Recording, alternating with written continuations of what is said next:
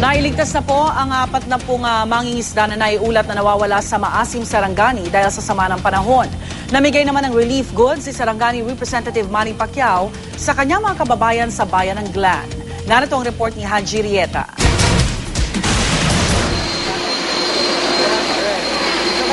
Yakap ang sinalubong ni Mami D pagdating ng anak na si Congressman Manny bago sinimulan ang press con, nanalangin muna ang lahat. Nagpapasalamat si Pacquiao sa lahat ng mga sumusuporta sa kanya. Namimiss din ni Manny ang mga anak na nasa Amerika. Dati bakit ka aalis? Sabi ko, pupunta ako sa uwi ako ng Sarangani anak dahil kawawa yung mga tao, nabahaan, kailangan nila ng tulong ko, kailangan tulong ni Daddy kasi si Daddy congressman doon. Sabi ko, na hindi niya buyang congressman, sabi niya, oo Daddy, congressman ka doon. Pagdating sa Glan, Sarangani, ipinakita sa kanya ni Mayor Victor James Yap ang mga binahang lugar. Una na ang Barangay Pangya.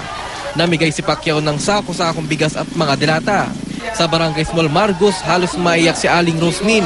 Muntik na raw matangay ang kanilang bahay noong kasagsagan ng baha. Ngayon, masaya kami na natulungan kami ni Manny Pacquiao. Nagbigay rin ng tulong si Manny sa Barangay Big Margos, Cross at Lagimit. Nakita natin yung sitwasyon nila at natuwa naman sila dahil sa dinala nating mga tulong sa kanila, yung mga bigas, mga sardinas, noodles at saka yung bibilihan natin sila ng lupa para hindi na sila bumalik doon sa mga lalapit sa ilog na tirahan. Basta tiwala lang kayo ng Diyos. Ang pag-asa natin sa Panginoon. May magandang balita rin sa maasim Sarangani na rescue 40 mangingisda na kabilang sa mga inabutan ng masamang panahon sa laot noong Martes. Ang iba napadpad daw sa Davao del Sur at boundary ng Indonesia at Pilipinas. 15 pang mangingisda ang hinahanap. Para sa unang balita, Haji Rieta reporting.